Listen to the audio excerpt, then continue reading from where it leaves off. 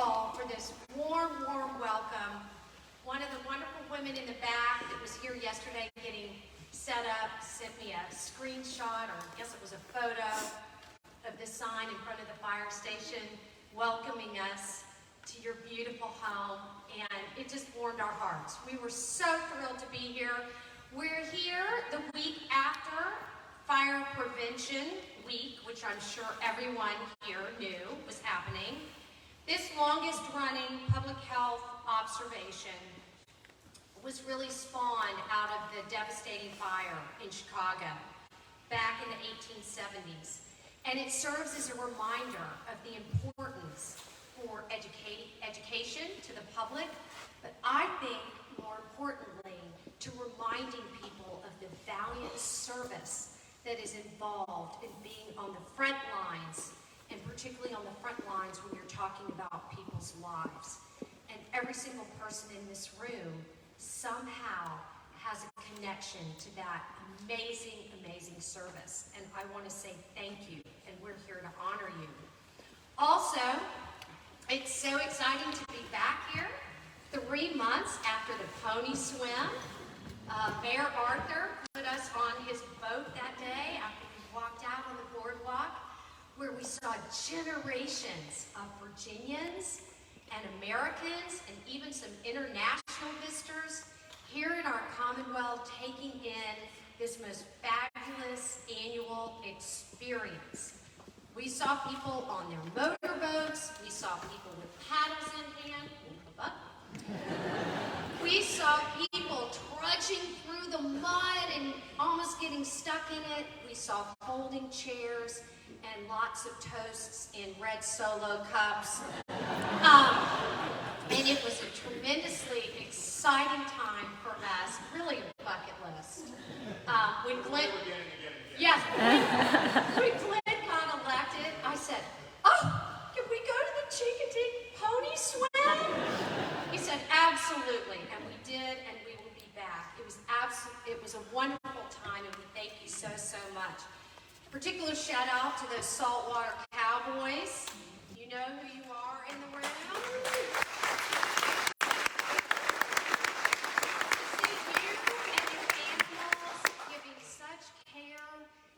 To have your animals in there just fighting through the water and taking care of those beautiful mares and their babies and those magnificent stallion ponies. It was a sight that I will remember for the rest of my life. And getting on one of your horses still sticks as my favorite day as First Lady. I was not happy at all. I'm sure you can tell from my smile. But anyway, we are really here today to extend to you an honor called the Spirit of Virginia Award. Let me tell you a little bit about this award. When Glenn was running for office, and I was being a diligent spouse and partner in life and trying to be very brave, I was traveling around the Commonwealth during the campaign doing things that were modestly uncomfortable for me. But we would reconvene on the weekends, and we were sitting in our backyard with a glass of wine, as we all did throughout COVID, and we were talking about what was going on, and Glenn and I had a very serious conversation about the fact that everything we were seeing out there cut right across the narrative of what we were seeing on our televisions and our smartphones and in our newspapers, all of which was very bleak and talking about people being isolated and cutting one another out of their lives and being very angry and being very violent and being very upset about what was going on in their communities. And what we were seeing on the campaign trail was something decidedly different. We were seeing neighbors helping neighbors. We were seeing public servants, like everyone in this room, doing every single thing they could to feed hungry children who were not in school, to reach out to elderly neighbors who needed to get places, and to lift up others in their communities and make their universes a little bit brighter for one another. And we decided that if Glenn was lucky enough to be elected by 8.6 million Virginians and go to work for them, that one of the things we wanted to do was shine a light on the good and the great that is happening in the Commonwealth because there is so much of it. It courses through all Virginians' veins. It is a real hunger for helping one another, for being good stewards of the gifts, the many gifts that we've been given, like this beautiful island and all the beautiful people that live and work here. And so we are here bestowing on you only the 5th Spirit of Virginia Award. We have given 4 others. One was to the Center for Healthy Veterans, which is a residential sort of rehabilitation program outside of Lynchburg. We gave one to Jill's House, which is a house in Northern Virginia, in Vienna, Virginia, that is solely dedicated to children 18 and under with very severe disabilities. They are able to go there and their extended families are provided respite. Our 3rd award went to Hope's Legacy, which is a horse rescue, you will be happy to know, here on Chincoteague Island, outside of Charlottesville, Virginia. They had just taken in their 500th animal and have found wonderful homes for them. As a matter of fact, the First Lady and Governor have just adopted a colt from Hope's Legacy.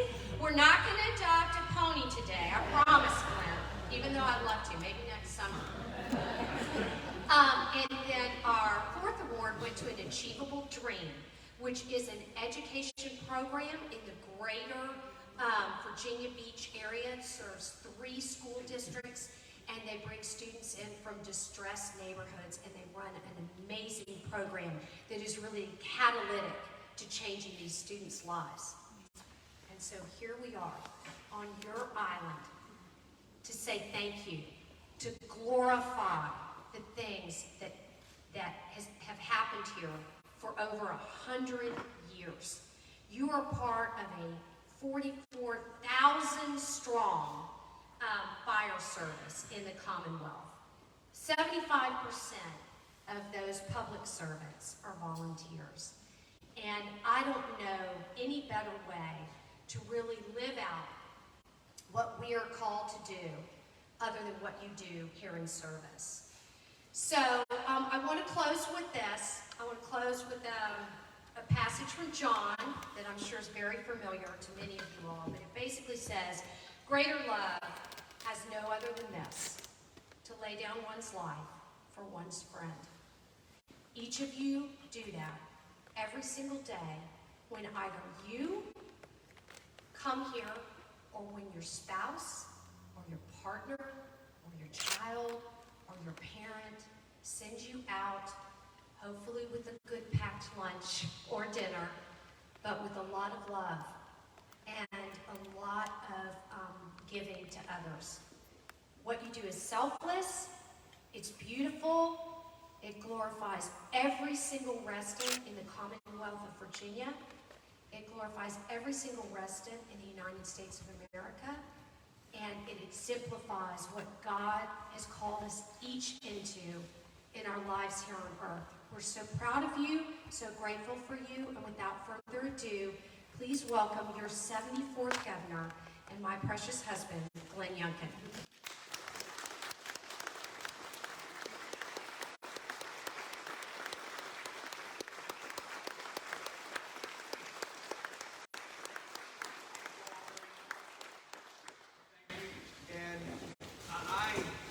Say I am so blessed to be serving 8.6 million Virginians, and I get to do a lot of really neat things.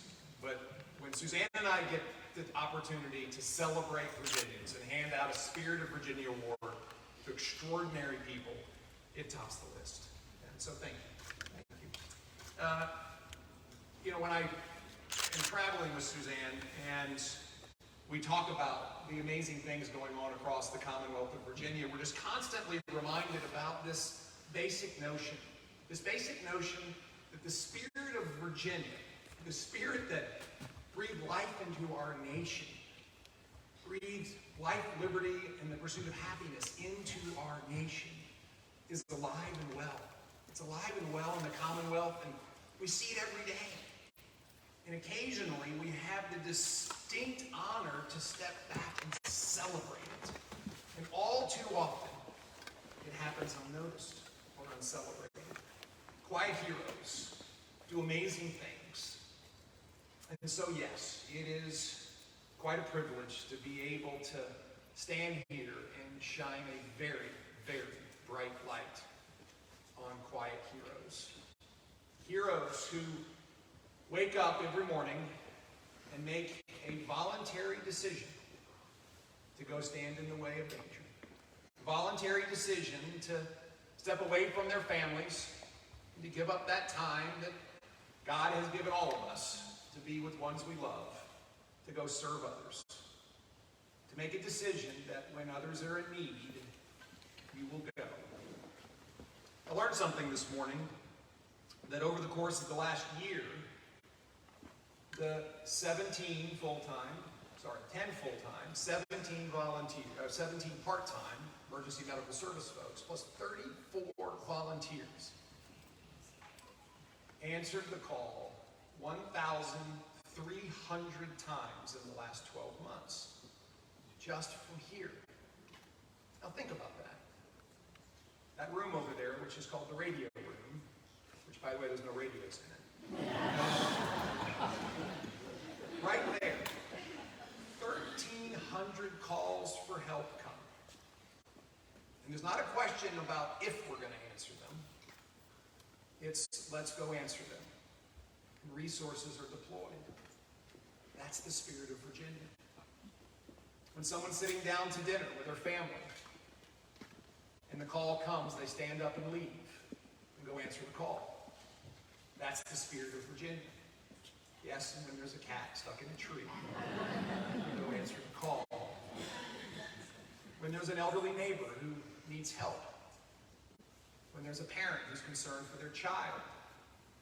When someone sees trouble, here comes the Chincoteague Volunteer Fire Department, firefighter company.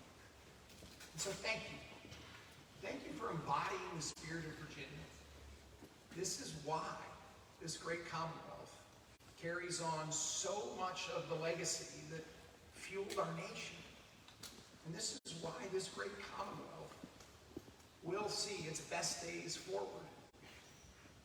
You know, we always often talk about being that city on the hill. Well, I think we have an island on the hill here.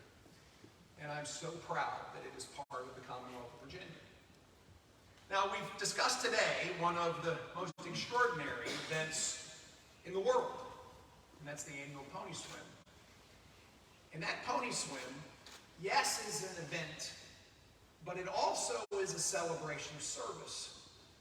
Because what goes on in that pony swim is a lot more than a chance to see something you can't see anyplace else in the world. It's a chance that when you look behind the scenes and you see every member of this community, and particularly you see those dedicated to the Chincoteague Volunteer Fire Company go to work. That is something amazing to see. That's where those unsung, those quiet heroes are at work. And so when Suzanne and I had the opportunity to, yes, share a glass of wine and talk about the extraordinary things going on across the Commonwealth of Virginia, those things that need to be celebrated. When we first met all of you, it immediately deserved recognition. And so, I want to say thank you. Thank you for generationally supporting the spirit of Virginia. Thank you for generationally understanding that spirit of Virginia can be lost in a moment's notice without the commitment to pick it up and carry it and pass it on. That spirit of Virginia is fragile. And it's up to us as Virginians to fan the flame of the spirit while we put out the flames of an emergency.